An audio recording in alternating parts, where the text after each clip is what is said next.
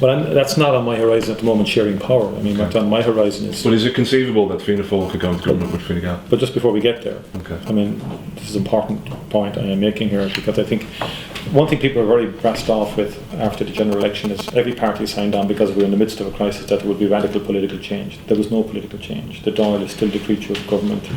There is no strong parliament. There's no separation between parliament and government. We don't bring people from outside into government. There's no change to the electoral system. So people are rightly sort of disillusioned with the lack of any radical political reform.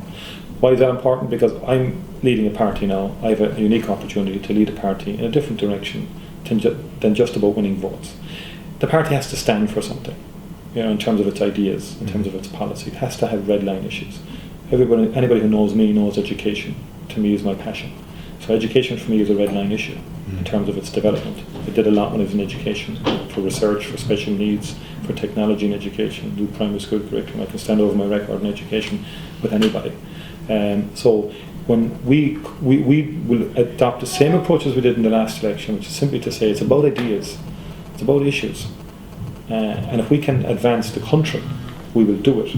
But on terms that have more to do with policy and issues and ideas. And before we even get there, we have to renew our party. Okay, but are any of the red line issues Fine Gael or Sinn Féin? Like, could you conceivably go into power with Fine Gael? Could you conceivably go into I'm power? not ruling anything in or out at this stage. It's far too early. I mean, what I'm more concerned about is renewing the Fianna Fáil party. And we have a long journey to go. I mean, I think people are jumping the gun in terms of the next election and who gets what, because it's very speculative at this stage and it's based on kind of opinion polls and so on. At the level where I'm coming from is I've got a lot of...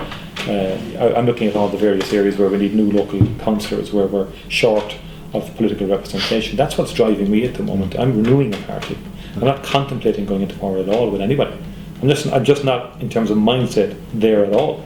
I'm very focused on making a contribution in opposition to national policy and to national debate, as an opposition party should do. We're elected, we have a mandate to do that. But in addition to that then, building up a strong party that can become a very effective political vehicle for helping to change the country.